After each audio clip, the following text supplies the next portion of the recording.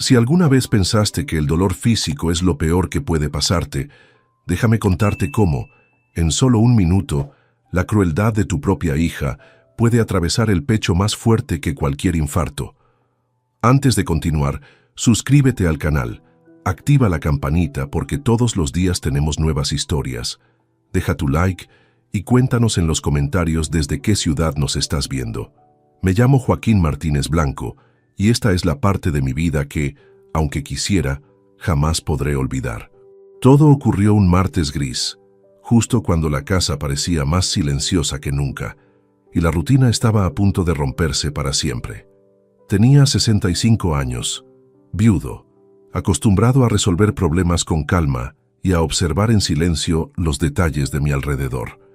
Nunca imaginé ni en mis peores pesadillas que la traición llegaría de quien más amé y protegí.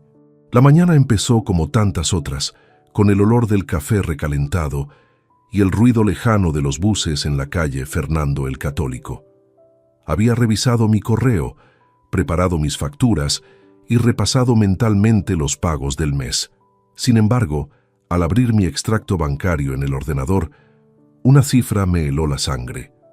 800 euros gastados en 4 días con mi tarjeta de crédito. Todas las compras en lugares que no suelo ir, bares y tiendas de ropa juvenil. Respiré hondo, intentando recordar si había autorizado algún gasto o si quizá la tarjeta había sido clonada. Pero entonces, la respuesta obvia emergió junto a un golpe sordo de decepción. Era Carla, mi única hija. Carla Martínez Torres, de 26 años, llevaba ya 3 en mi casa desde que perdió su trabajo de recepcionista y rompió con su novio. La vi caer y la amparé, confiando en que la sangre, al final, llama más fuerte que cualquier disgusto. Pero con el tiempo, fui notando cómo cada día su presencia se volvía más exigente, más crítica. Su manera de hablar pasó de la dulzura a la impaciencia, del «papá, te quiero», al «no entiendo por qué eres tan anticuado». Al enfrentarla aquella mañana, mi voz tembló más de lo que esperaba. «Carla, ¿puedes venir un momento?». Ella apareció en la entrada del salón, móvil en mano y gesto de fastidio. «¿Otra vez con tus sermones?», me espetó sin siquiera sentarse. Le mostré el extracto bancario señalando cada gasto. «No es posible que sigas usando mi tarjeta así. 800 euros en una semana no es normal. ¿Qué está pasando?». Su respuesta fue una risa seca. «¿Y qué? ¿Apenas tienes gastos? ¿No tienes suficiente dinero? Siempre estás guardando ni que fueras a vivir 100 años». Las palabras se clavaron como espinas. Me esforcé por mantener la calma, pero fue en vano. «Es mi dinero, Carla. No es cuestión de cantidad, sino de respeto. Desde que falleció tu madre, esta casa y estos ahorros han sido mi responsabilidad. No puedo permitir que todo se convierta en tu juguete». De pronto, la discusión escaló. Carla alzó la voz, reprochándome por todo lo que consideraba mis fracasos de viejo. «Siempre igual. Solo sabes mirar lo que gasto y nunca te das cuenta de lo que pierdo por estar aquí, cuidando de ti porque nadie más lo hace. ¿Quisieras estar solo, es eso?». Recordé en ese momento a María, mi esposa, fallecida 5 años antes por un infarto fulminante mientras leía en el sofá. Aquella pérdida me quebró el corazón, pero la esperanza de criar a nuestra hija con amor y serenidad fue mi fuerza para no rendirme.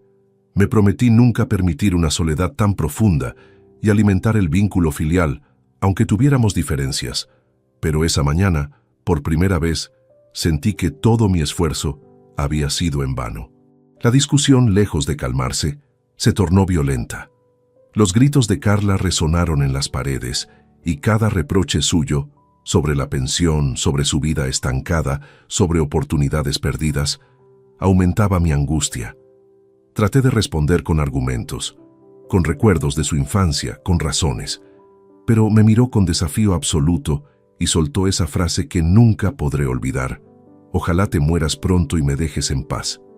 No sabía cómo procesar lo que acababa de escuchar. El dolor no solo se instaló en mi pecho, se expandió como un veneno por mi sangre, paralizándome. Quise pedirle que se detuviera, que pensara en lo que estaba diciendo, pero en vez de eso, sentí un pinchazo, un ardor, y el mundo comenzó a girar. Me llevé la mano al corazón con el sudor frío recorriendo mi frente. Carla, por favor, ayúdame, me estoy sintiendo mal. Ella ni siquiera me miró, se volteó, agarró su abrigo y cerró la puerta de mi casa de un portazo que pareció el final de todo. En ese instante, solo, sin fuerzas y con la respiración entrecortada, comprobé que ni los años de sacrificio ni el amor ofrecido garantizan compasión. Sentí los ecos de mi desesperación rebotar en las paredes vacías mientras trataba de decidir qué hacer. ¿Era esto el final? ¿Así terminaba mi historia junto a quien alguna vez llamé mi niña? Durante los segundos que siguieron, temí que el mismo destino de María estuviera marcado para mí. Pensé en mis hermanos, en los pocos amigos que me restaban y en si alguien siquiera se enteraría de mi último aliento. El dolor se intensificó y a pesar de la debilidad, busqué mi móvil con mano temblorosa. Sabía que tenía que pedir ayuda. No confiaría en nadie más, solo en Francisco Ortega Morales, mi vecino de toda la vida, el único que me quedaba. Con los últimos restos de energía, marqué su número y logré murmurar: «Francisco, ven, por favor, estoy mal». Así empezó mi caída y el giro que nunca creí posible. Pero lo que nadie esperaba era cómo cada acto de crueldad puede transformar la ruta de una familia y el destino de quien decide sobrevivir a la humillación. De pie, apoyado contra la pared del comedor, sentía cómo cada segundo resbalaba por mi piel, multiplicando el vértigo de la soledad. Me quedé inmóvil varios minutos, observando al vacío, intentando sacar sentido a lo que había ocurrido. El silencio de la casa era tan espeso que por momentos creí escuchar la voz de María, susurrando palabras de ternura en algún rincón perdido. Sin embargo, lo único real eran los ecos del desprecio y la urgencia que palpitaba en mi pecho debilitado. En condiciones normales, habría intentado caminar hasta la cocina, tomar agua y enfocarme en la respiración, como tantas veces enseñó mi cardiólogo. Pero mi cuerpo parecía traicionar los años de cuidado y experiencia. El temblor en mis extremidades era cada vez más evidente y el dolor aumentaba, desbordando la nostalgia y la indignación. Apoyé la cabeza contra el marco de la puerta, luchando por mantenerme consciente. La televisión seguía encendida, transmitiendo un documental irrelevante, pero ni las imágenes ni el ruido alcanzaban a distraerme. En ese momento me acordé de mi madre, Dolores Blanco, quien siempre decía que la verdadera prueba de carácter no se daba en los grandes eventos, sino en los instantes en que uno queda absolutamente solo. Nunca pensé que lo comprobaría en circunstancias tan intensas. Me pregunté si, desde la distancia, alguien sería capaz de comprender cómo las palabras pueden herir mucho más que las acciones. Los años de esfuerzo, las noches en vela construyendo un futuro para Carla, los deseos de darle una vida sin carencias, parecían ahora recuerdos distorsionados. ¿Había fallado yo en algo esencial o vivía Carla bajo el peso de sus propias frustraciones? El teléfono permanecía entre mis dedos, vibra una vez y la imagen de Francisco Ortega Morales aparece en la pantalla. No podía permitirme desmayar. Cada segundo contaba y todo dependía del aliento que me quedaba. Cuando Francisco contestó, su voz suave pero decidida devolvió al menos un rayo de esperanza. «Joaquín, ¿qué ocurre? No puedo respirar bien, estoy mal, necesito ayuda. Ven rápido, por favor». No hubo dudas ni promesas. Él se despidió asegurando que salía de inmediato. El vínculo con Francisco no era casual. Desde niños habíamos compartido pasillos en el Colegio San Isidro, partidos de pelota en las plazas, las tardes en el bar de Emilio, degustando tapas de tortilla. Esa amistad soportó cambios, distancias y pérdidas, hasta transformarse en el pilar más estable de mi vida adulta. Francisco era sinónimo de comprensión y lealtad. La espera entre la llamada y su llegada se sintió eterna. Miré el retrato familiar encima de la chimenea. 3 figuras sonrientes, María en el centro, abrazando a Carla durante su primera comunión. Pensé en cómo antes de enfermar, María insistía en que el mayor tesoro de la vida era el tiempo compartido en armonía, en los pequeños gestos, en la capacidad de pedir perdón. Imaginé cómo reaccionaría ante la escena de su hija cruda, indiferente, abandonando a su padre en plena crisis. La puerta no tardó en abrirse. Francisco entró sin titubeos, respirando con agitación y visiblemente preocupado. «¿Dónde está Carla?», preguntó de inmediato, notando mi estado precario. «¿Se fue? Dijo que no le importa si me muero». Mis palabras, apenas audibles, lo petrificaron por un instante. Sin perder tiempo, me ayudó a sentarme en una silla y apoyó una mano firme sobre mi espalda. «Vamos al hospital. No hay tiempo que perder». No hubo espacio para sentimentalismos. Me levantó casi arrastrándome, localizó mis documentos, buscó mi abrigo y me llevó hasta el coche. La travesía hacia el Hospital San Carlos fue un desfile de imágenes fugaces por la ventanilla. Farolas, transeúntes, buzones, la farmacia de la esquina donde solía comprar medicamentos para la tensión. Francisco no soltó palabra durante el trayecto, concentrado únicamente en la carretera y en mantenerme consciente. El aire parecía pesar el doble y mis pulsaciones se disparaban, como si el defecto no solo fuera físico sino también emocional. Pensé por última vez si Carla cambiaría de opinión, si sentiría alguna punzada de culpa, pero la realidad me golpeaba con la fría certeza del abandono. Al llegar, el olor a desinfectante y el bullicio de la sala de urgencias me devolvieron la conciencia. Francisco notificó a la recepción mi caso, y en pocos minutos fui ingresado por 2 enfermeros que, sin preguntar detalles, conectaron electrodos y evaluaron mis constantes vitales. La doctora Carmen Álvarez revisó los monitores con el ceño fruncido. «Tiene síntomas de un inicio de infarto», declaró de inmediato. «Vamos a estabilizarlo y dejarlo bajo observación».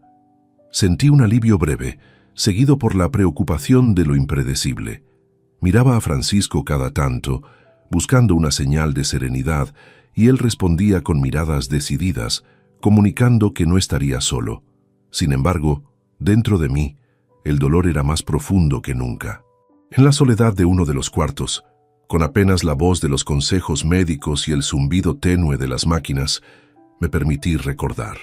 En esos instantes cruciales vinieron a mi memoria pequeñas señales, gestos insignificantes que en retrospectiva conformaban un patrón de indiferencia en Carla.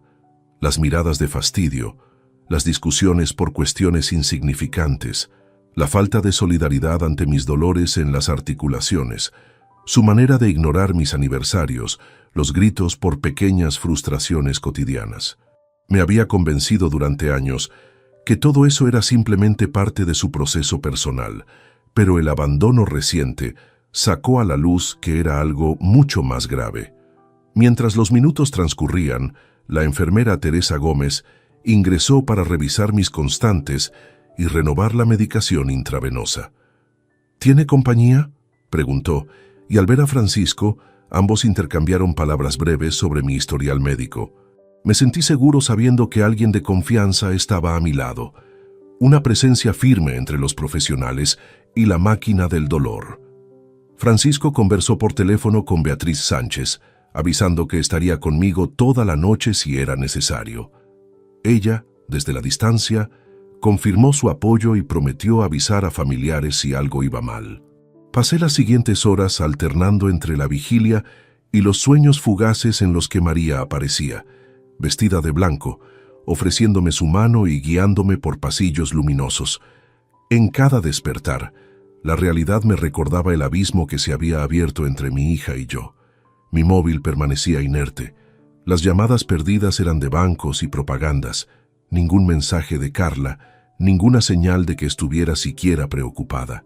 Al final del primer día, Francisco continuaba allí, leyéndome titulares del periódico para distraer mi mente y comentando anécdotas del pasado.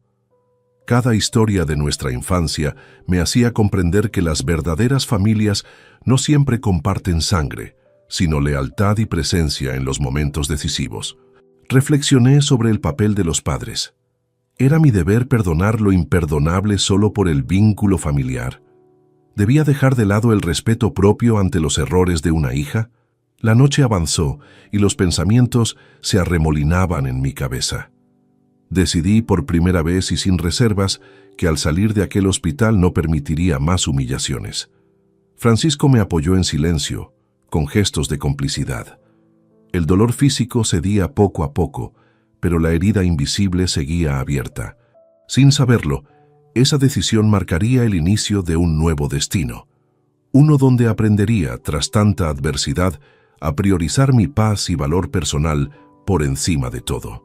La segunda mañana de internamiento en el Hospital San Carlos trajo consigo un frío distinto al de la noche anterior, como si la ausencia de mi hija hubiese hecho que el mundo se sintiera un poco más pequeño, un poco más helado. El sonido constante de las máquinas se mezclaba con murmullos ocasionales del personal, pero en mi habitación el silencio era un huésped constante, pesado y persistente.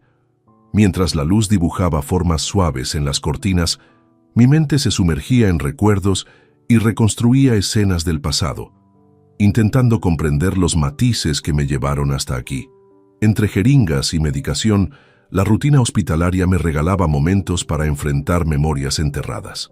Recordé las Navidades en la casa de mis padres, cuando Carla tenía apenas 5 años, y corría por el pasillo con una bufanda roja mientras María preparaba galletas y todo parecía tan seguro y cálido. ¿Cómo han cambiado las cosas?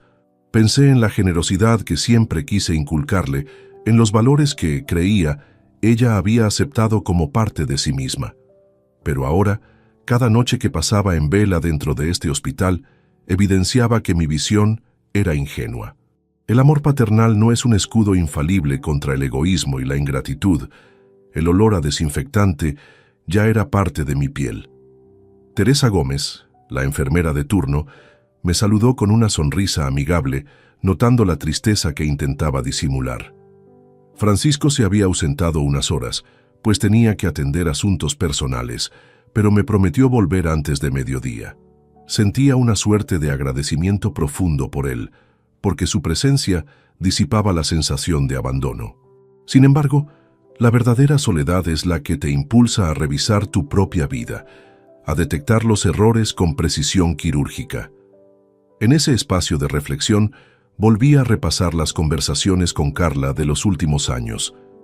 Desde la muerte de María, su comportamiento cambió. Ya no buscaba mi compañía ni agradecía los sacrificios. Las peticiones se volvieron demandas. Las palabras dulces se transformaron en críticas constantes. Me preguntaba si el dolor por perder a su madre había cultivado una especie de resentimiento silencioso, una incapacidad para reconocer el esfuerzo de quienes la rodeaban. Los padres, por mucho que den, rara vez logran equilibrar el afecto con el límite necesario. Yo, por temor a nuevas discusiones, permití que muchas actitudes pasaran desapercibidas. Creí que el tiempo curaría ese resentimiento, pero lo único que logré fue alimentar una distancia que hoy se hacía insuperable. Mientras el reloj avanzaba sin piedad, el eco de la frase «Ojalá te mueras pronto y me dejes en paz» seguía retumbando en mi mente. Me preguntaba cómo una hija podía desear la desaparición de su propio padre, y me dolía especialmente saber que, tras 48 horas en el hospital, ni siquiera había recibido un simple mensaje ni una llamada. Con todas las fuerzas que aún tenía, decidí que no gastaría más energía esperando una redención que tal vez nunca llegaría. El respeto, la dignidad, debían ser mi única brújula de ahora en adelante. A media mañana, Francisco regresó, trayendo consigo revistas y algo de fruta fresca. Se sentó junto a mi cama, pero por primera vez noté preocupación en sus facciones. He intentado localizar a Carla, pero no ha respondido ni siquiera el aviso del hospital, me dijo. Beatriz la vio conectada en alguna red social, pero parece que no quiere saber nada. Sentí una punzada amarga, pero no dejé que la tristeza dominara la conversación. Hablamos de cosas triviales, de fútbol, del clima y de sus planes para el fin de semana. Sin embargo, la sombra de la indiferencia de Carla era constante, obligándome a aceptar la realidad de su abandono. Volví a recordar a María, cómo tomaba decisiones difíciles por el bien de la familia, aun cuando significaba tener que enfrentar la incomprensión de quienes más amaba. Me inspiró a pensar que debía ser igual de firme, ahora que la vida me había puesto este reto frente a los ojos. Durante una consulta extra, la doctora Carmen Álvarez revisó mis signos vitales y constató mejoría. Comentó que si todo seguía así, podría ser dado de alta en 24 horas. Sus palabras trajeron alivio, pero también inquietud. ¿De qué serviría regresar a una casa que sentía, más que nunca, vacía y contaminada por la falta de empatía? Con la ayuda de Francisco, solicité al hospital copias detalladas de mi ingreso y tratamiento. Era un gesto pequeño, pero importante. Quería guardar pruebas de lo sucedido, del momento en que la vida me cambió. Anoté en una pequeña libreta la fecha y la hora de la crisis, el nombre de quienes me asistieron y los minutos exactos del abandono de Carla. No lo hacía por rencor.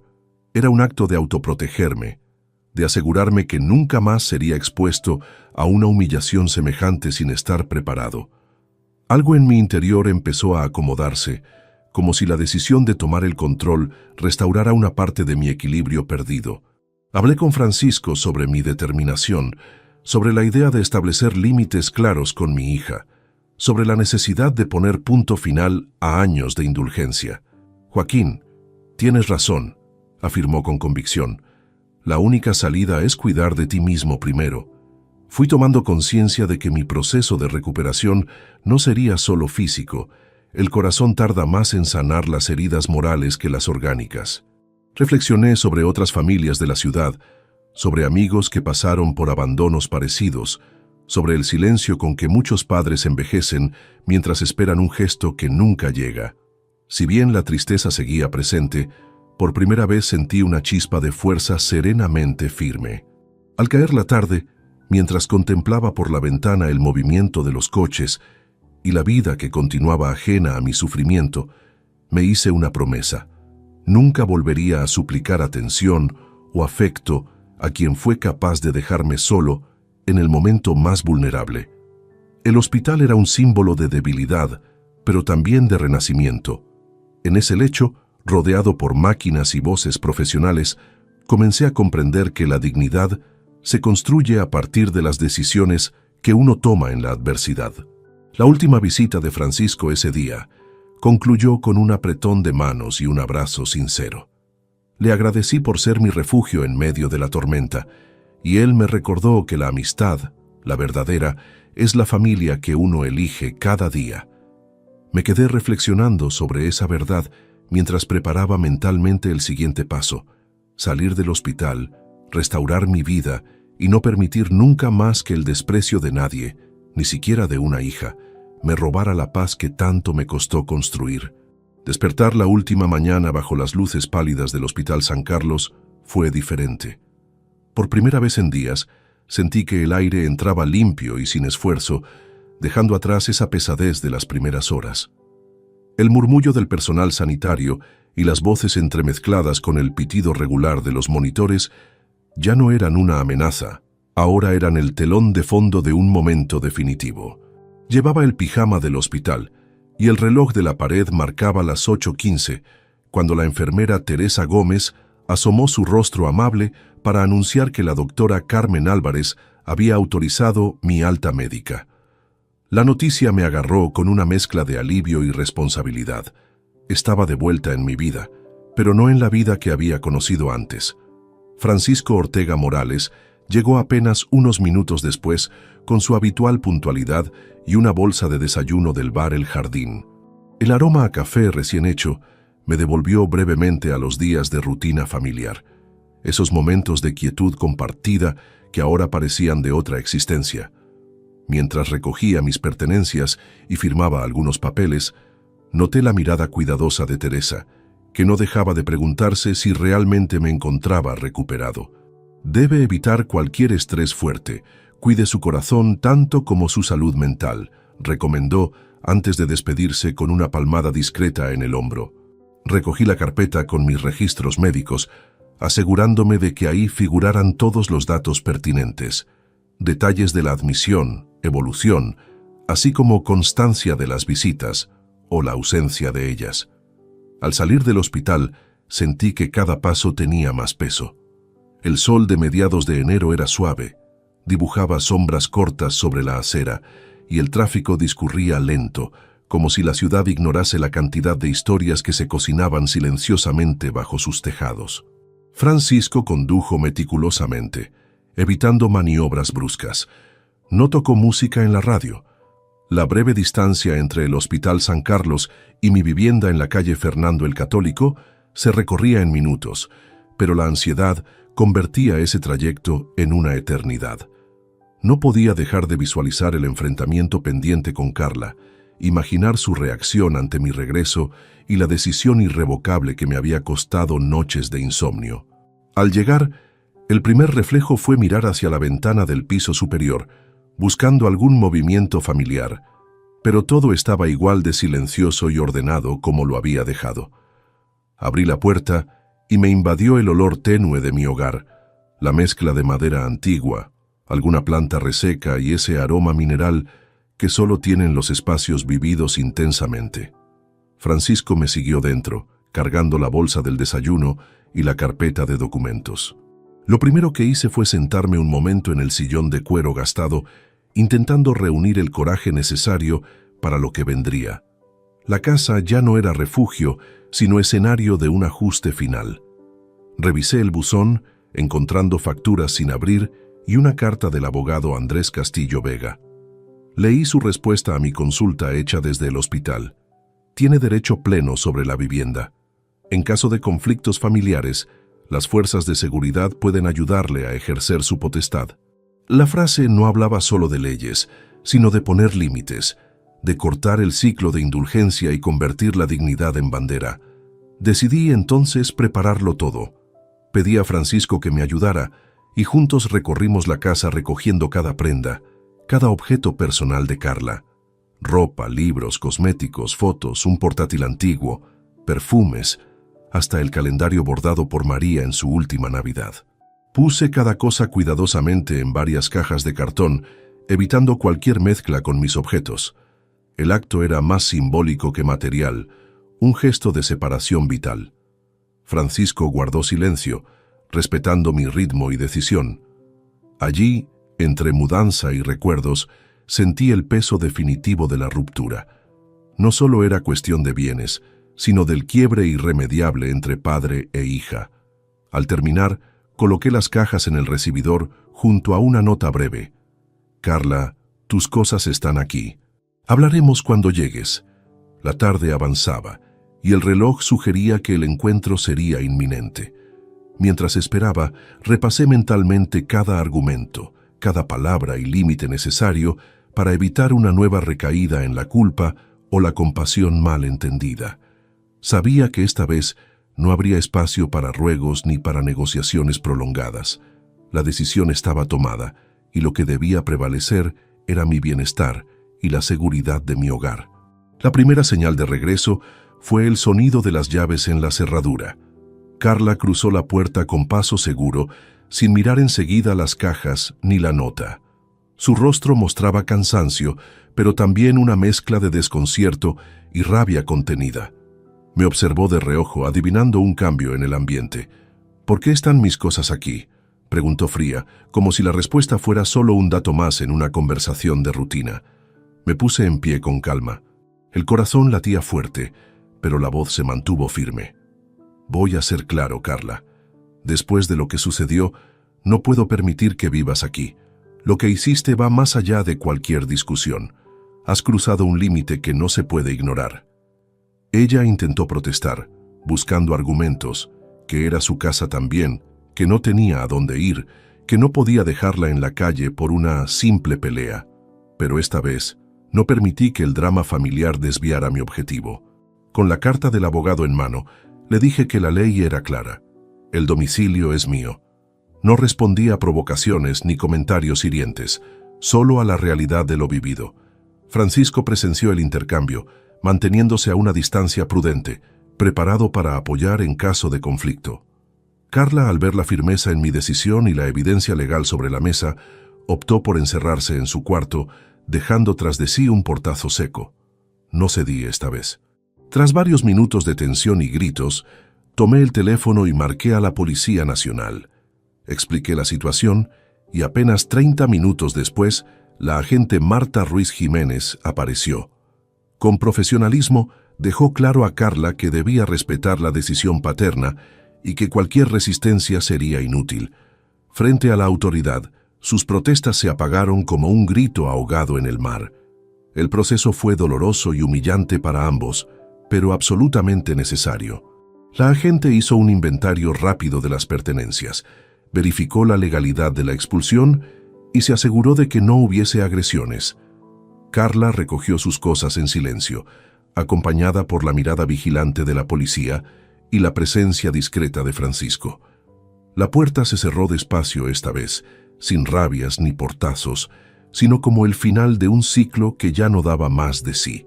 Con la casa finalmente vacía y un silencio espeso flotando en el ambiente, sentí una extraña mezcla de alivio y tristeza.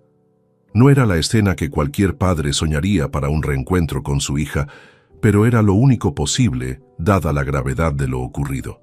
Francisco volvió a poner orden en el comedor, recogió los papeles y me ofreció una copa de agua fría. «Lo hiciste bien, Joaquín. Ahora toca reconstruir», dijo, y sus palabras fueron como un bálsamo sobre el dolor persistente. La tarde se extinguía tras los cristales y la noche cayó finalmente sobre una casa, por fin, en paz. Sabía que una nueva etapa me aguardaba, una etapa donde el respeto propio iba a ser mi principal guía y donde la compañía de quienes realmente valoraban mi presencia sería más importante que cualquier vínculo impuesto por la sangre o la memoria. La madrugada después del desalojo de Carla fue un intervalo de pensamientos persistentes y emociones contrapuestas. La tensión de los días previos cedía espacio al desconcierto, y aunque la casa ya no era zona de pugnas constantes, el vacío imponía una nueva dinámica a mi rutina. Las cajas alrededor del recibidor habían desaparecido. Solo quedaban huellas donde antes existió el bullicio de una joven que ahora era parte del pasado familiar. Me senté frente al ventanal, observando las luces urbanas y permitiendo que los recuerdos fluyeran sin resistencia, aceptando que la transformación que anhelaba era inevitable. Francisco, como siempre, se levantó temprano para asegurarse de que todo estuviera en orden. Su mansedumbre y pragmatismo contrastaban con el torbellino interno que me acompañaba. Me trajo un desayuno sencillo, intentando animar el ambiente con anécdotas sobre problemas en su jardín y sugerencias sobre nuevas actividades que podríamos compartir en los próximos días.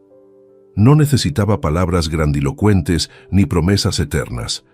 Bastaba con la presencia constante de alguien que, silenciosamente, estaba dispuesto a ayudar a reconstruir lo que quedaba de mi viejo mundo.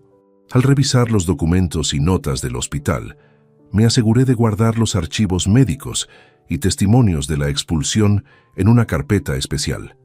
No era para alimentar rencores, sino para protegerme en el futuro de posibles complicaciones legales o malentendidos familiares.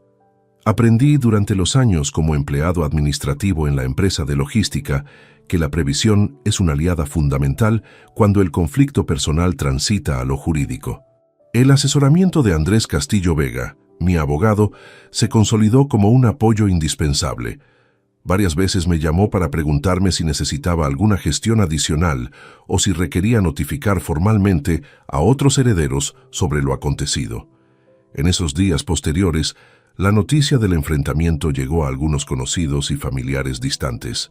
El hermano de María, Julio Muñoz, me llamó desde Zaragoza, sorprendido por la decisión drástica, pero terminó comprendiendo que mi salud y bienestar personal no podían estar sometidos al capricho ni al abuso de nadie, por muy cercanos que fueran. No estamos hechos para soportar eternamente el mismo dolor, reconoció, y sus palabras me brindaron una justificación racional para lo que hasta hacía poco era solo una necesidad existencial. Con el transcurrir de la semana, la adaptación a la ausencia de Carla supuso un proceso inesperadamente pacífico. La casa recobró cierta armonía. Los objetos permanecían en su sitio, los ambientes estaban tranquilos y el silencio, lejos de ser enemigo, se convirtió en aliado. Me dediqué a tareas postergadas: limpiar estanterías, reorganizar papeles, cultivar plantas olvidadas y actualizar fotografías en los marcos. El día se vestía de monotonía, pero cada acción era un pequeño ritual de recuperación. Mientras tanto, Carla estableció provisoriamente su residencia en el piso de Beatriz Sánchez. La información me llegaba de manera indirecta a través de Francisco o por comentarios que llegaban por WhatsApp de conocidos comunes. La joven buscaba empleo activamente, enfrentando el reto de sostenerse sola tras años de dependencia. Sabía que para ella no sería fácil, y eso, aunque me generaba cierta preocupación, no me desviaba de la convicción de que la separación era lo mejor.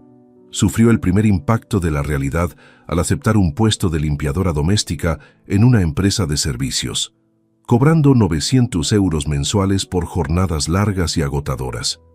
El alquiler del pequeño piso que compartía con Beatriz absorbía gran parte de sus ingresos, obligándola a adaptar su estilo de vida y controlar cada gasto.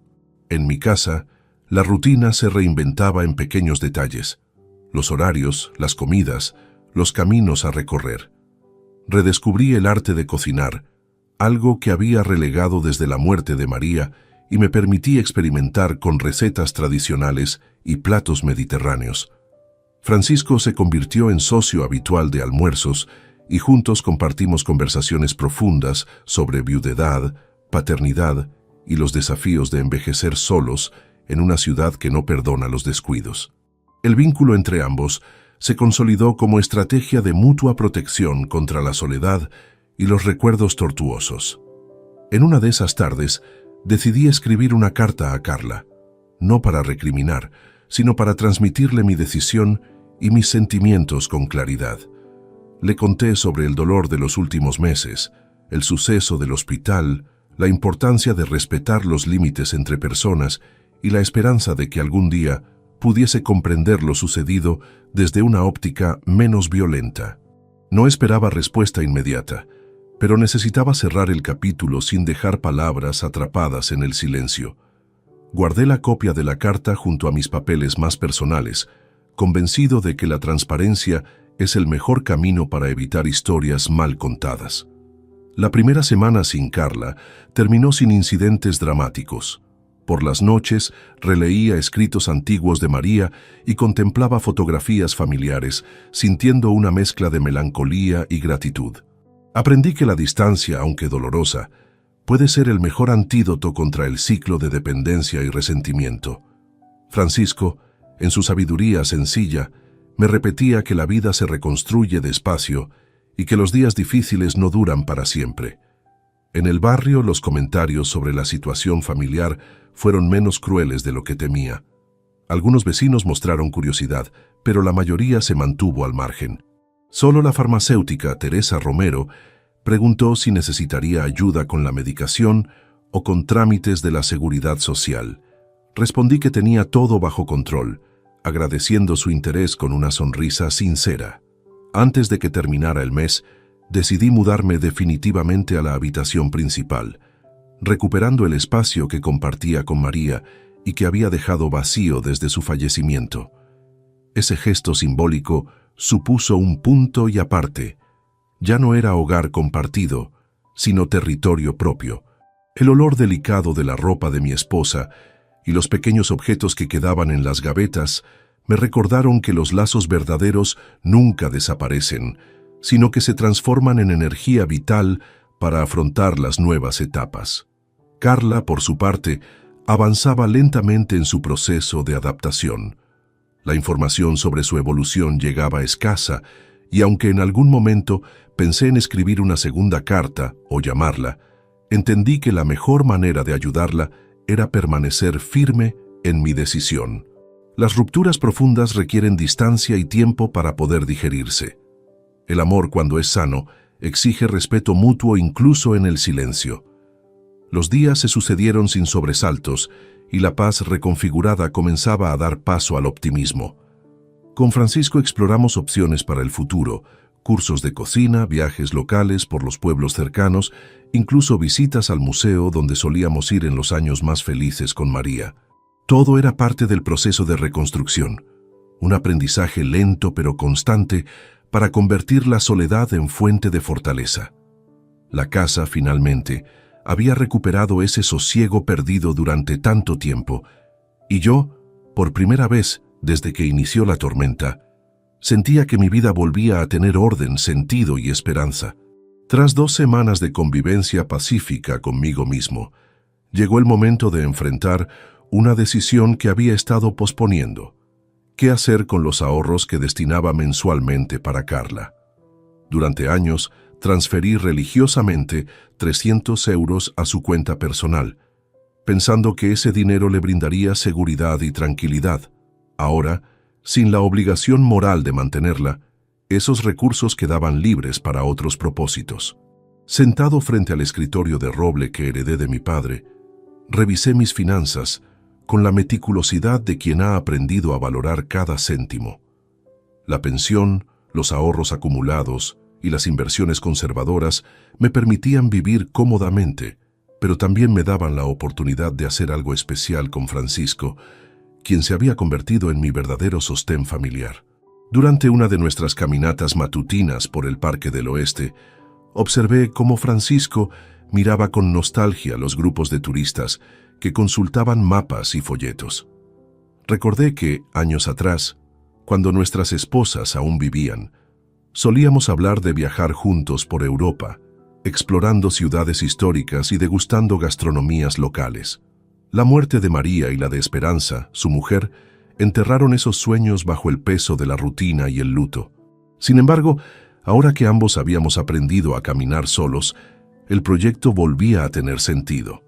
Francisco notó mi silencio reflexivo y preguntó si algo me preocupaba.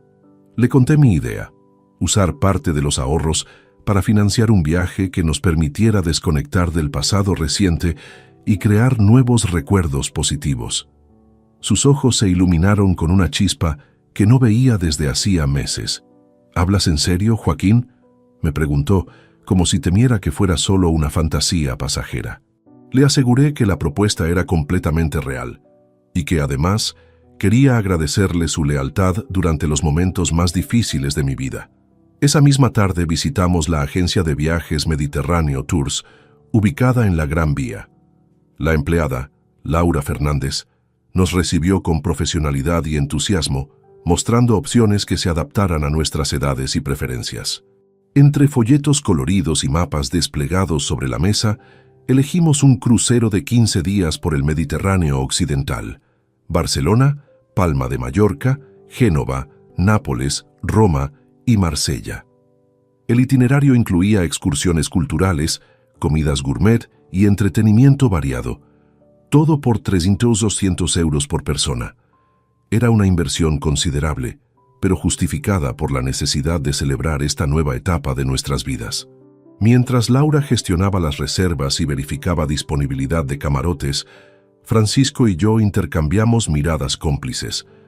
Hacía años que no experimentaba esa sensación de expectativa genuina, esa alegría anticipada que solo proporcionan los proyectos auténticos. El crucero saldría desde Barcelona el 15 de marzo, lo que nos daba tiempo suficiente para preparar equipaje, documentos y, sobre todo, mentalidad aventurera. De regreso a casa, decidí formalizar mi agradecimiento hacia Francisco de manera tangible. Preparé un sobre con 5.000 euros en efectivo, acompañado de una nota escrita a mano. Francisco, tu amistad durante estos meses difíciles no tiene precio. Este dinero es solo una pequeña muestra de mi gratitud eterna. Gracias por demostrarme que la familia verdadera se elige con el corazón. Cuando se lo entregué, intentó rechazarlo inicialmente, argumentando que la amistad no se paga. Insistí en que lo aceptara, explicándole que necesitaba sentir que había retribuido, aunque parcialmente, su generosidad incondicional. Con los planes de viaje en marcha y la gratitud expresada materialmente, mi rutina adquirió un matiz renovado. Las mañanas se llenaron de actividades preparatorias: investigar sobre los destinos del crucero, actualizar el pasaporte, comprar ropa adecuada para el clima mediterráneo. Francisco compartía el entusiasmo, visitando librerías para adquirir guías turísticas y mapas detallados de cada puerto que visitaríamos. Nuestras conversaciones diarias giraban en torno a monumentos, museos, restaurantes recomendados y anécdotas históricas de las ciudades que conoceríamos. Paralelamente, las noticias sobre Carla llegaban esporádicamente a través de conocidos mutuos. Beatriz Sánchez mencionó a Francisco que mi hija había conseguido estabilizar su horario laboral y que, poco a poco, se adaptaba a la independencia económica. Trabajaba de lunes a viernes en oficinas del centro, ganando experiencia en tareas de limpieza y mantenimiento. Los fines de semana realizaba trabajos adicionales en casas particulares, complementando sus ingresos para cubrir gastos básicos. La información me tranquilizó parcialmente.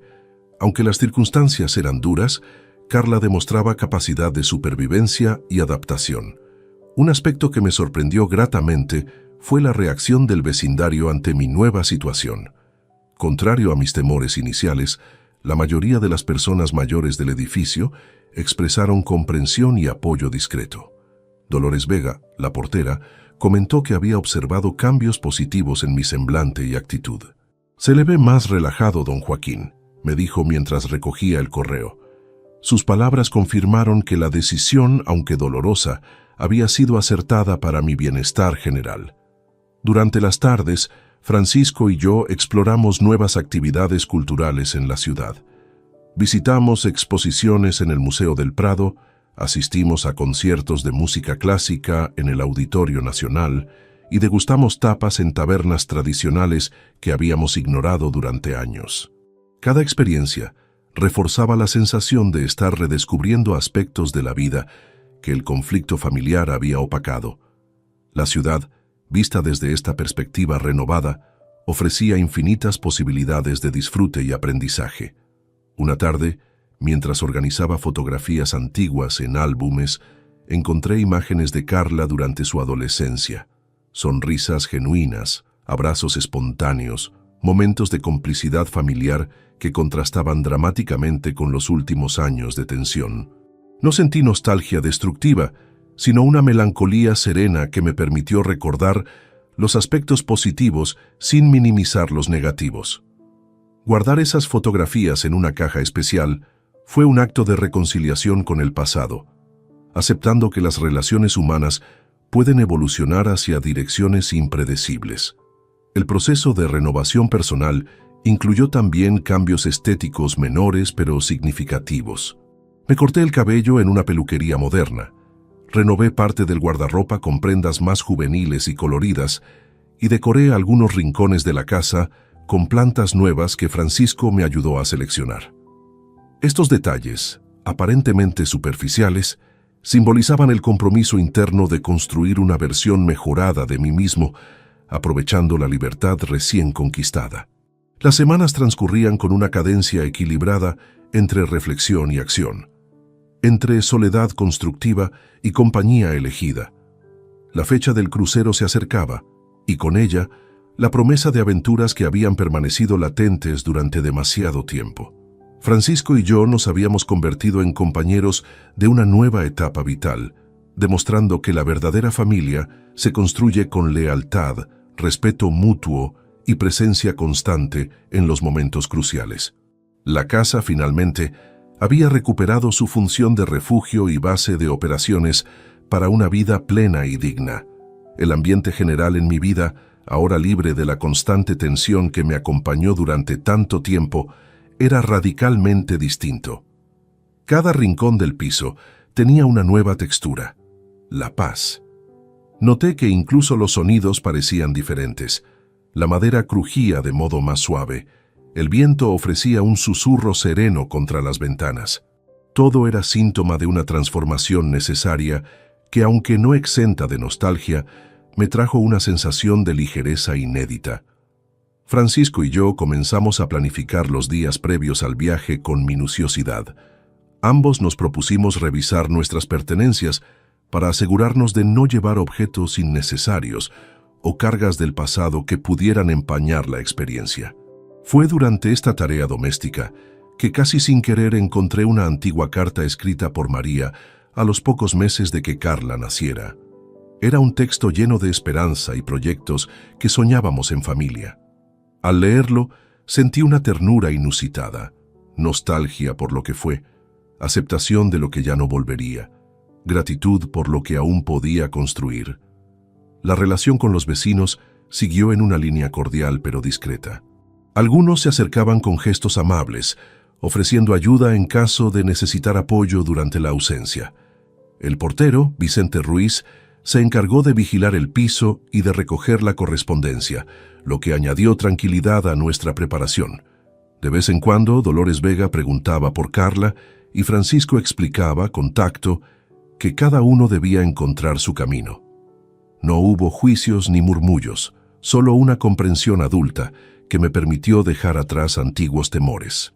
A lo largo de aquellas semanas, mi rutina se enriqueció con nuevos hábitos. Comencé a escribir un diario personal, no solo para registrar hechos, sino para ordenar emociones.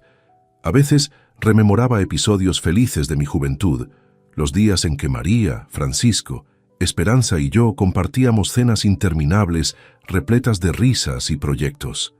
Todo aquello, aunque perdido, se convertía ahora en pilar y fundamento de mi renovada voluntad de vivir intensamente. Francisco, por su parte, aprovechó para reorganizar su hogar e incorporar cambios que postergó durante años. Redecoró su sala, integró arte contemporáneo y me invitó en varias ocasiones a elegir cuadros para su colección particular. Juntos iniciamos una amistad renovada, libre de las restricciones que imponen las obligaciones familiares y abierta a la espontaneidad. Recibí una llamada de Andrés Castillo Vega, mi abogado, quien me recordó la necesidad de actualizar el testamento y las voluntades anticipadas antes de partir. Su consejo me tranquilizó. Era momento de dejar todo debidamente ordenado. Nos reunimos en su despacho y en pocas horas formalizamos la documentación, protegiendo mis bienes y asegurando que, en caso de imprevistos, Francisco tendría las instrucciones necesarias para actuar. La sensación de haber resuelto estos asuntos fue liberadora. Por primera vez en mucho tiempo, mi vida presentaba un equilibrio que no dependía de la presencia o ausencia de nadie más. En el barrio, los días discurrían con una paz reconfigurada. Durante un paseo por el mercado de la Latina, comprobé que la gente me saludaba con curiosidad y respeto, ya sin miradas de pena ni comentarios velados. Incluso el frutero, Juan Romero, me invitó a probar una variedad nueva de manzanas, y ambos compartimos unas palabras sobre las oportunidades que ofrece la madurez. Me reafirmé en la idea de que la vida puede sorprendernos en cualquier momento, si nos permitimos recibir lo nuevo sin resentimientos. Mientras tanto, los avances de Carla me llegaban indirectamente. Beatriz Sánchez mencionó que mi hija había conseguido, tras mucho esfuerzo, alquilar un pequeño estudio en Vallecas.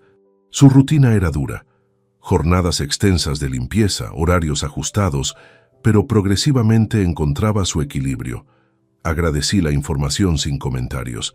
Me bastaba saber que sobrevivía, que era capaz de enfrentar sus propios desafíos. No sentí ni deseo de acercamiento ni alegría por su lucha. Simplemente comprendí que debía seguir mi camino y permitirle crecer a su manera, sin interferencias. Las noches adquirieron un matiz melódico, gracias a la música clásica que Francisco y yo alternábamos entre nuestras casas. Redescubrimos discos olvidados, asistimos a sesiones de cine y, en ocasiones, disfrutamos de veladas de cocina experimental con recetas traídas de libros antiguos y videos internacionales. Este reencuentro con los placeres sencillos produjo un efecto balsámico, una limpieza emocional que poco a poco borraba los rastros de las heridas recientes. La interacción con el círculo de amistades se consolidó en torno a actividades lúdicas y excursiones cortas.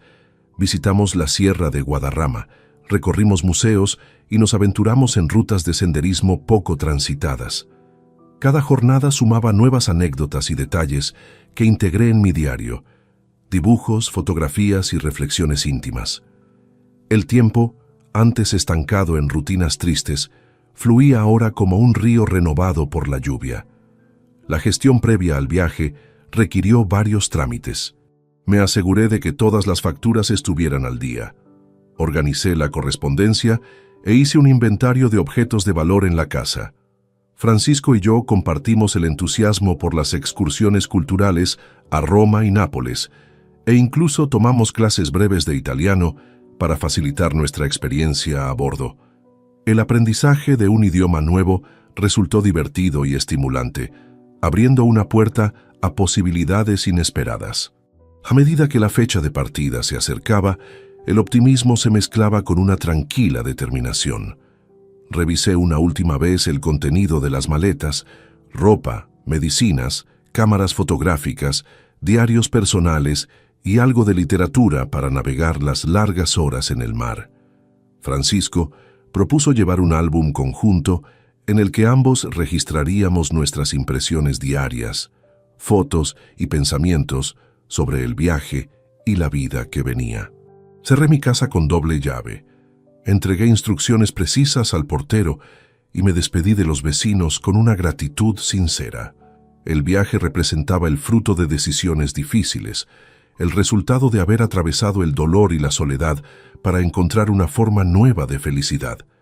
Me sentí preparado para afrontar los próximos retos, abierto a lo que la vida me traería y convencido de que el respeto propio y la autonomía logrados valían todo el sacrificio realizado. Al subir al tren rumbo a Barcelona, junto a Francisco, sentí que un ciclo se cerraba y otro se abría ante nosotros. Llevábamos en el corazón no solo el peso de los años, sino la esperanza de que, pese a los desafíos y las pérdidas, es posible encontrar paz y alegría en el camino elegido con valentía y convicción. El tren AVE hacia Barcelona discurría suavemente por paisajes que parecían pintados especialmente para despedir mi antigua vida y dar la bienvenida a la nueva. Francisco ocupaba el asiento contiguo, revisando con entusiasmo los folletos del crucero, mientras yo contemplaba los campos castellanos que se desdibujaban tras el cristal. La velocidad del tren contrastaba con la serenidad que había encontrado en estos últimos meses. Todo fluía hacia adelante, sin resistencias ni lamentos por lo dejado atrás. Durante el trayecto, conversamos sobre expectativas y planes futuros. Francisco confesó que hacía décadas no experimentaba esa sensación de aventura genuina, esa curiosidad infantil por descubrir lugares desconocidos. «Es extraño, Joaquín», me dijo, «pero siento que estamos comenzando una segunda juventud, como si los años duros nos hubieran preparado para disfrutar mejor lo que viene». Sus palabras resonaron profundamente en mí. Ambos habíamos atravesado pérdidas y decepciones que, lejos de amargarnos, nos habían enseñado a valorar cada momento de felicidad auténtica. Al llegar a Barcelona, la energía cosmopolita de la ciudad nos envolvió inmediatamente. El puerto exhibía una mezcla fascinante de tradición marinera y modernidad turística. Nuestro barco, el Mediterráneo Azul, se alzaba majestuoso entre otros cruceros, prometiendo días de descanso y exploración cultural. Durante el proceso de embarque, conocimos a otros pasajeros, matrimonios jubilados, grupos de amigos, familias multigeneracionales que celebraban ocasiones especiales. La diversidad humana a bordo resultaba reconfortante. Cada historia personal enriquecía el ambiente colectivo. El camarote que compartíamos era cómodo y funcional. 2 camas individuales, un balcón con vista al mar y todas las comodidades necesarias para una estancia placentera. Desempacamos nuestras pertenencias con metodología, organizando espacios como si fuéramos compañeros de habitación universitarios, redescubriendo la convivencia después de décadas. La primera cena a bordo superó nuestras expectativas: buffet internacional, vinos selectos, servicio atento que nos hizo sentir huéspedes distinguidos en lugar de simples turistas. Las primeras horas navegando fueron mágicas. El movimiento suave del barco, el murmullo constante del agua contra el casco, las luces de la costa española desvaneciéndose lentamente en la distancia. Todo contribuía a crear una atmósfera de desapego constructivo del pasado reciente. En la cubierta superior, bajo un cielo estrellado que parecía más brillante lejos de la contaminación lumínica urbana, Francisco y yo compartimos reflexiones sobre nuestros matrimonios, nuestras viudedades y la capacidad humana de reinventarse en cualquier etapa vital. El primer puerto de escala fue Palma de Mallorca. La excursión guiada nos llevó por el casco histórico, la catedral gótica, los patios floridos de la arquitectura tradicional. Caminar por calles empedradas, degustar ensaimadas en pastelerías centenarias, interactuar con locales que compartían anécdotas sobre la isla. Cada experiencia sumaba textura a nuestra renovada perspectiva vital. Francisco fotografiaba compulsivamente, creando un archivo visual que pretendía preservar cada detalle del viaje. Yo prefería escribir impresiones en mi cuaderno, capturando no solo paisajes, sino emociones y reflexiones que surgían espontáneamente.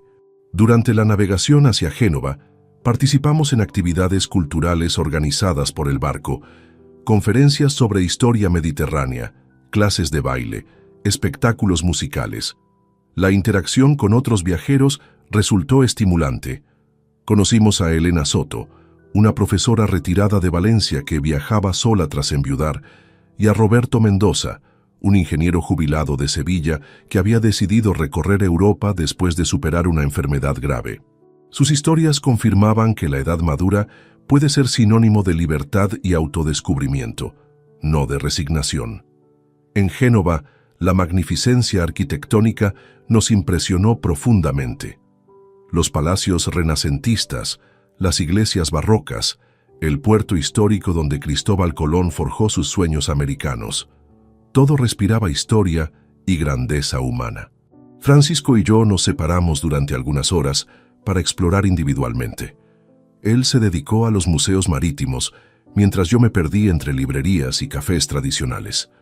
Reunirnos al final del día para compartir descubrimientos se convirtió en ritual placentero que enriqueció nuestra experiencia común. El tercer día de crucero trajo noticias inesperadas. Durante una llamada telefónica desde el barco, Vicente Ruiz, el portero, me informó que Carla había pasado por el edificio preguntando por mí. Según su relato, parecía más delgada y cansada, pero también más serena. No dejó mensaje específico, solo preguntó cuándo regresaría y si me encontraba bien. La información me produjo sentimientos contradictorios, satisfacción por saber que se preocupaba, pero también firmeza en mantener los límites establecidos. Francisco notó mi reflexión silenciosa y me recordó que mi bienestar debía seguir siendo prioritario, independientemente de los gestos tardíos de terceros. La llegada a Nápoles marcó el punto culminante cultural del viaje. La excursión a Pompeya nos sumergió en la historia antigua de manera visceral. Caminar por calles donde la vida se detuvo hace 2 milenios generó reflexiones profundas sobre la fragilidad y el valor de la existencia humana. Las casas preservadas, los frescos intactos, los cuerpos petrificados, todo hablaba de vidas interrumpidas abruptamente, recordándonos la importancia de aprovechar cada día disponible. Francisco y yo contemplamos las ruinas en silencio respetuoso, comprendiendo que nuestro viaje representaba una celebración de la vida que aún podíamos construir. La gastronomía napolitana nos brindó experiencias memorables. En una pizzería familiar, compartimos mesa con una pareja de arqueólogos locales que nos explicaron secretos históricos de la región. La pasta fresca, los mariscos del Golfo, los vinos volcánicos del Vesubio. Cada sabor intensificaba nuestra apreciación por los placeres sencillos que habíamos redescubierto juntos. Las noches a bordo adquirieron cadencia propia. Después de las cenas, Francisco y yo nos instalábamos en la cubierta para conversar bajo las estrellas. Hablábamos de nuestros hijos, de los errores y aciertos en la paternidad, de la complejidad de las relaciones familiares en la sociedad contemporánea. Nuestras reflexiones no buscaban respuestas definitivas, sino comprensión mutua y aceptación de la imperfección humana. Gradually, estas conversaciones nocturnas se convirtieron en terapia colectiva que sanaba heridas antiguas y fortalecía nuestra amistad. El cuarto día nos llevó hacia Roma, la ciudad eterna que ambos habíamos soñado visitar desde la juventud. La emoción anticipada era palpable. Sabíamos que estábamos a punto de culminar una experiencia transformadora que marcaría un antes y un después en nuestras biografías personales. El barco navegaba serenamente hacia su siguiente destino, llevándonos hacia aventuras que confirmarían que la vida, cuando se vive con autenticidad y coraje, siempre reserva sorpresas hermosas para quienes se atreven a seguir adelante. El crucero, ya muy avanzado, me permitió apreciar detalles de la vida que antes pasaban desapercibidos por el peso de la rutina y la preocupación. Era notable cómo la atmósfera relajada del barco incidía sobre las personalidades de los pasajeros, todos dispuestos a compartir historias, experiencias y consejos, como si las barreras habituales se disolvieran en cada puerto y en cada tertulia nocturna. Francisco y yo, tras la visita inolvidable a Roma, organizamos una pequeña excursión al Vaticano. Entrar en la Basílica de San Pedro, recorrer la plaza, escuchar el murmullo de miles de peregrinos, fue un momento que sobrepasó toda expectativa. En silencio, encendimos una vela por nuestras esposas, por la paz y el reencuentro interior, y sin palabras, reconocimos la profundidad de esos rituales sencillos. Los días siguientes transcurrieron entre Marsella y recorridos por la Provenza. En Aix-en-Provence probamos los dulces típicos y visitamos talleres de artistas locales, sumergiéndonos en una cultura que valoraba la belleza en las pequeñas cosas.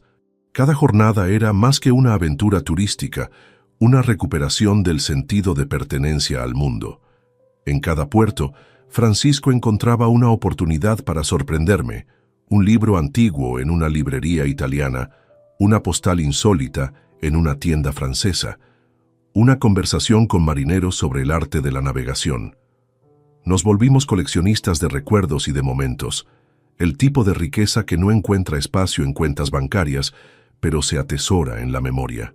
La interacción con otros viajeros también generó transformaciones. Elena Soto se convirtió en una amiga cercana, compartiendo cenas y relatos sobre su vida como profesora, sus hijos dispersos por Europa y su reconversión tras la viudez. El intercambio de apoyos y consejos entre nosotros reforzó la percepción de que reiniciar el camino es posible, aunque requiera coraje y paciencia. Durante las veladas en cubierta, la conversación se centraba muchas veces en el valor de las segundas oportunidades. Me sorprendió cómo personas distintas, con historias de pérdida, rechazo familiar o enfermedades superadas, coincidían en la importancia de elegir dignidad y bienestar antes que la costumbre de aguantar por obligación. En ese ambiente propicio, logré exteriorizar el episodio reciente con Carla, compartiendo los motivos de mi decisión y el aprendizaje que surgió a raíz del conflicto. A medida que nos acercábamos al final del crucero, la lucidez que da la distancia permitió replantear el sentido de la paternidad y el respeto propio. Ya no sentía culpa ni temor, porque lo vivido había pasado por el filtro de la reflexión profunda, y aunque las cicatrices seguían ahí, configuraban una nueva versión de mí mismo, más libre, más prudente, menos dispuesto a sacrificar la paz por lazos rotos. El contacto eventual con Madrid, gracias a Vicente Ruiz y a las llamadas de Beatriz Sánchez, me mantuvo informado sobre la evolución de Carla. Los mensajes eran breves pero suficientes. Ella aprendía a gestionar sus gastos, había conseguido formalizar un contrato de alquiler y participaba en un curso de formación profesional ofrecido por el ayuntamiento. Aunque aún no había señales de un acercamiento, sentía que su camino independiente marcaba una maduración necesaria. No había alegría ni tristeza especial, solo la certeza de haber hecho lo correcto. La relación con Francisco alcanzó un nivel de complicidad que difícilmente habría imaginado tiempo atrás. Pensamos juntos en proyectos futuros, tal vez un recorrido en tren por el norte de España, visitas a pueblos costeros y, ¿por qué no?, recuperar el hábito de escribir relatos de viaje y memorias. La amistad auténtica, forjada en la adversidad, se había convertido en mi soporte principal y en el espacio donde hallar consuelo sincero. En las últimas noches del crucero, la tripulación organizó una ceremonia de clausura donde cada pasajero podía compartir algo significativo con el grupo. decidí leer un breve texto sobre el valor de la resiliencia y la importancia de tomar decisiones valientes cuando la vida lo exige. El aplauso cálido y las palabras de ánimo que recibí en ese momento me recordaron que mi historia, lejos de ser un motivo de vergüenza, podía servir para inspirar a otros. El regreso a Barcelona, con el sol naciente iluminando el puerto, tuvo el sabor a final de una etapa y a inicio de otra completamente distinta. Francisco y yo nos miramos con ternura y orgullo, sabiendo que el viaje cumplió mucho más que una función recreativa. Fue la confirmación de que la reconstrucción es posible, que la dignidad y la autonomía valen más que cualquier vínculo impuesto. La experiencia compartida, los lugares visitados, las personas conocidas y los sentimientos explorados quedaban impresos en nuestro diario de viaje, un testimonio de que la vida puede seguir aportando aprendizajes valiosos hasta el último día. Con la maleta llena de recuerdos y el corazón renovado, emprendí el regreso a Madrid. Esta vez no sentía temor al enfrentar la casa vacía ni a la distancia con Carla. Mi mundo personal se había expandido y la confianza en mi capacidad de decidir y reconstruir era el verdadero botín de esa travesía inolvidable. El regreso a Madrid marcó el inicio de una nueva rutina que poco tenía que ver con la que había conocido antes del crucero. La casa me recibió con el mismo silencio de siempre, pero ahora ese silencio no pesaba como una losa. Era más bien un lienzo en blanco donde proyectar los cambios que había madurado durante esas semanas de navegación. Vicente Ruiz me entregó la correspondencia acumulada, facturas rutinarias, publicidad comercial y una carta de mi banco notificando actualizaciones en las condiciones de la cuenta. Nada urgente, nada que alterara la serenidad conquistada. Francisco me acompañó durante los primeros días para facilitar la readaptación. Juntos revisamos las fotografías del viaje, organizamos los recuerdos comprados en cada puerto y comenzamos a redactar un diario conjunto que documentara no solo los lugares visitados, sino las reflexiones personales que surgieron en cada etapa. Esta actividad se convirtió en un ritual placentero que prolongaba la sensación de aventura y descubrimiento más allá del crucero. Durante la segunda semana de regreso, Dolores Vega me comentó que había visto a Carla merodeando por los alrededores del edificio en varias ocasiones, como si quisiera acercarse, pero no se atreviera a subir. La información no me alteró, simplemente la registré como un dato más de la realidad que me rodeaba. Si mi hija necesitaba tiempo para procesar lo ocurrido y encontrar el valor para una conversación, respetaría su proceso sin presionarla ni facilitarle el camino artificialmente. La transformación más notable en mi cotidianidad fue la incorporación de actividades que había postergado durante años. Me inscribí en un taller de escritura para personas mayores, comencé clases de natación en el Centro Deportivo Municipal y retomé la lectura sistemática de novelas históricas. Cada nueva actividad representaba un paso hacia la construcción de una identidad menos dependiente de los roles familiares tradicionales y más centrada en mis intereses personales genuinos. El taller de escritura resultó especialmente revelador. Coordinado por Mercedes Jiménez, una profesora jubilada de literatura, reunía a una docena de personas que compartían el deseo de plasmar sus experiencias vitales en papel. Durante las sesiones, escuché historias de emigración, guerras, amores perdidos, reconciliaciones familiares y superación personal que relativizaron mi propia experiencia. Comprendí que el conflicto con Carla, aunque doloroso, era solo un episodio en una biografía más amplia que aún tenía capítulos por escribir. Francisco se integró gradualmente en estas nuevas actividades, convirtiéndose en compañero de natación y ocasional participante en las tertulias literarias. Nuestra amistad evolucionó hacia una complicidad que incluía proyectos compartidos, pero respetaba los espacios individuales. Planificamos excursiones de fin de semana por pueblos cercanos a Madrid, visitas a museos especializados y, eventualmente, un segundo viaje que nos llevaría por el Camino de Santiago durante el próximo otoño. La gestión económica de mi nueva vida también requirió ajustes. Sin los gastos asociados a mantener a Carla, mis recursos se destinaban a experiencias culturales, mejoras en el hogar y el fondo de ahorro para futuros viajes. Consulté con Andrés Castillo Vega sobre la conveniencia de realizar algunas inversiones conservadoras que aseguraran mi estabilidad a largo plazo. Su asesoramiento profesional me tranquilizó. Tenía recursos suficientes para vivir cómodamente durante los años venideros sin depender de nadie. Un mes después del regreso, recibí una llamada inesperada de Beatriz Sánchez. Me informó que Carla había completado exitosamente su curso de formación y había conseguido un empleo administrativo en una empresa de logística con mejores condiciones laborales.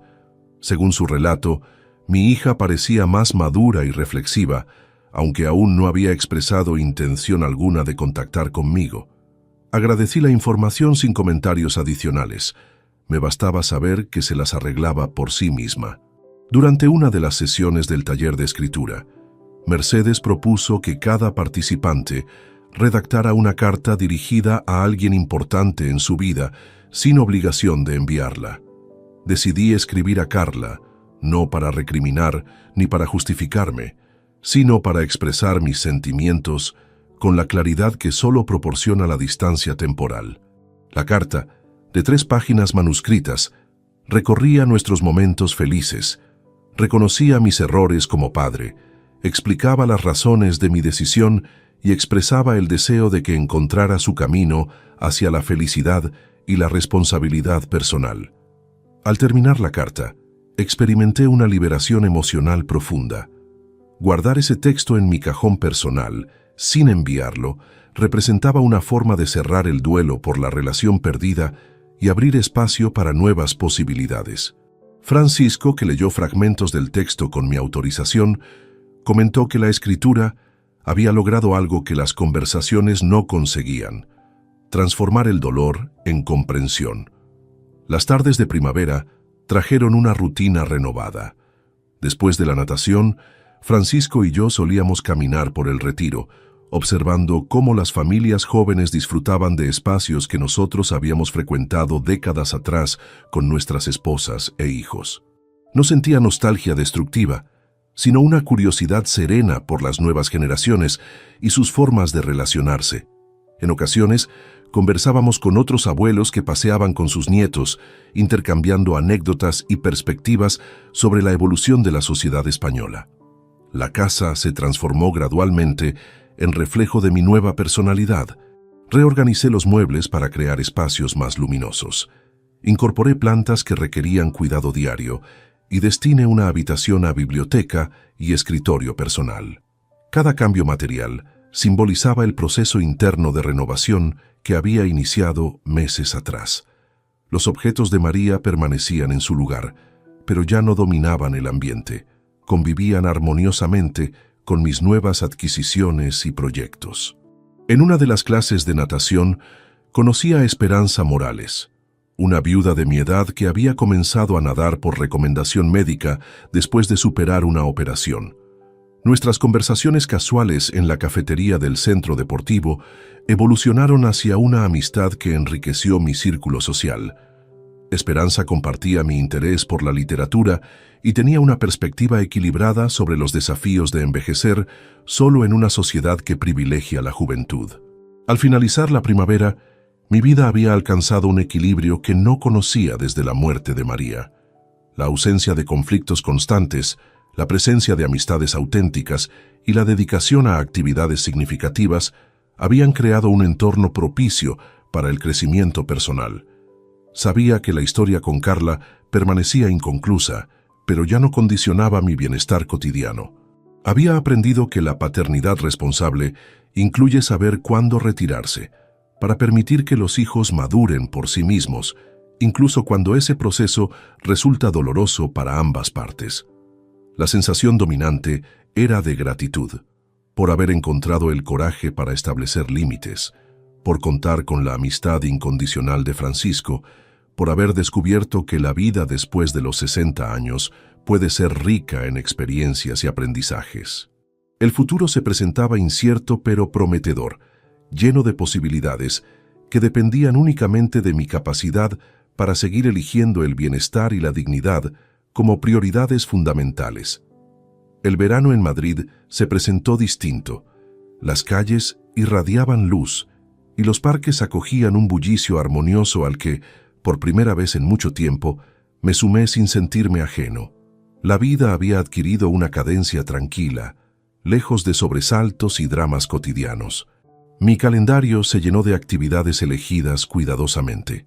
Lecturas bajo los naranjos del Parque de Berlín, tertulias en cafeterías históricas y clases en el taller de escritura, donde los relatos vitales se entrelazaban semana tras semana.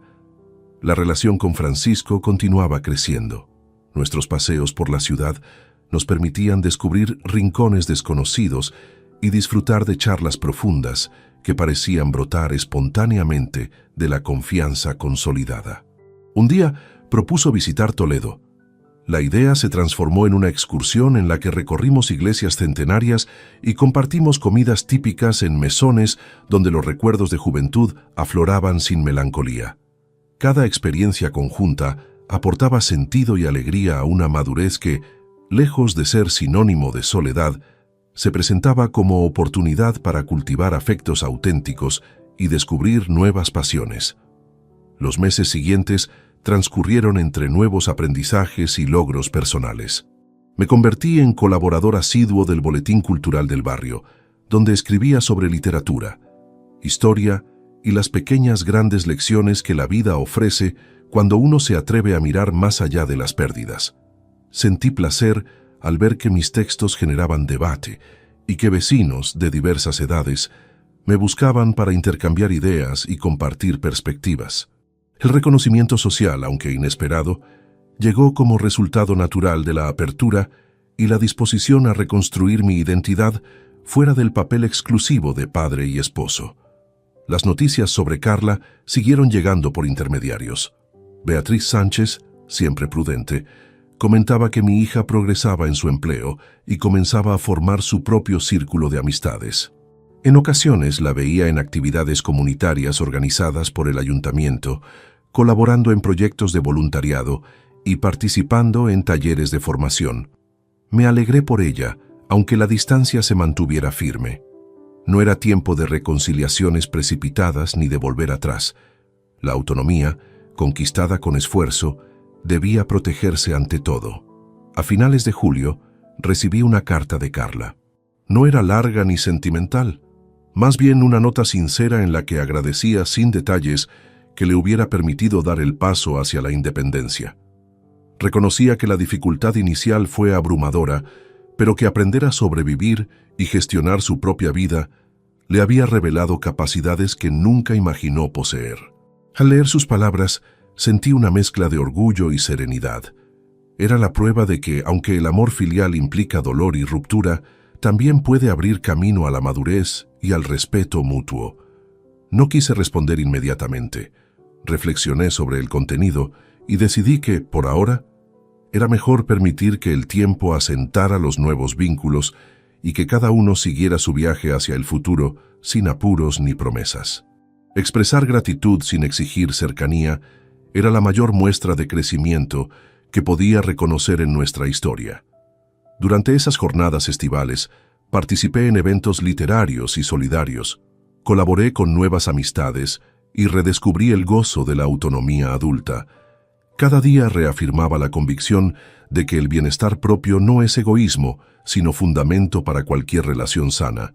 Aprendí que aunque los errores y los desencuentros dejan marcas, el perdón y la distancia pueden convivir en armonía, y que la dignidad personal es el legado más valioso que puede protegerse y transmitirse. El círculo más íntimo, formado por Francisco, Esperanza y algunos amigos del taller, celebró conmigo el aniversario de mi recuperación física. Compartimos recuerdos y brindamos por la capacidad de reinventarnos a cualquier edad. No hubo lágrimas ni nostalgias tristes, solo gratitud por la oportunidad de haber transformado una etapa amarga en fuente de aprendizaje y fortaleza. Con el final del verano, contemplé mi casa, mi vida y mi historia con la serenidad de quien sabe que ahora sus límites están claros y el respeto propio es una conquista irrenunciable. Viví el proceso de transformar dolor en impulso creativo y de reconocer, en las miradas honestas de los amigos, el verdadero valor del acompañamiento. Así entendí que la madurez implica elegir el entorno, los afectos y las metas, sosteniendo con firmeza la dignidad conquistada ante cualquier embate del destino. La historia que viví no fue sencilla, ni ejemplar, ni perfecta, pero es mía, y en ella aprendí que el coraje de enfrentar la traición y la soledad abre puertas hacia una vida más plena, donde los lazos, aunque se transformen o se distancien, nunca anulan el derecho a ser feliz y a continuar creciendo hasta el fin de los días. Si te gustó esta historia, dale like al video, suscríbete al canal y comparte tus impresiones en los comentarios. Para escuchar la próxima historia, haz clic en la caja de la izquierda. Gracias por vernos.